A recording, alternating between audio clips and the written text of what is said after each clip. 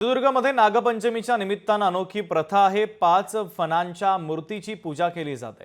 सावंतवाडीच्या मळगावात नागपंचमीचा उत्साह दिसून येतोय, तर 150 वर्षांपासून नागपंचमी साजरी करण्याची प्रथा आहे।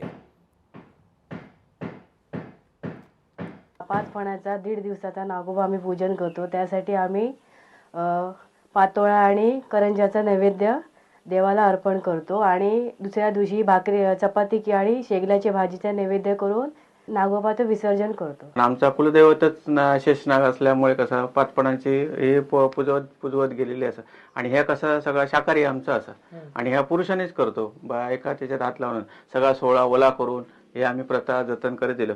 पहिल्या दिवशी आमची पूजा होता, पातोळे वगैरे दाखवून डेकोरेशन केलेलं असतं आणि पातोळे दाखवून असे डेकोरेशन सगळं करून कार्यक्रम वगैरे व्यवस्थित पार करून संध्याकाळचे फुगडे असतात, रात्रीची भजन वगैरे करतो आणि फुगड्या परंपरा भजन आणि दुसरे दिवस परत 1.5 दिवसासाठी सकाळ संध्याकाळचे भजन असतात। कार्यक्रम असे एकत्र येऊन सगळं कुटुंब भजन केलं जातं। परत त्यावेळी तुपाच्या करंज्या वगैरे करून दाखवले जातात आणि संध्याकाळी तिच्या शेगलाच्या भाजीचा शेगलाची भाजी आणि त्याचं निवेद्य करून आम्ही अळवात त्याचं विसर्जन करतो। लोकशाही मराठी ऐका, पहा, जागरूक रहा।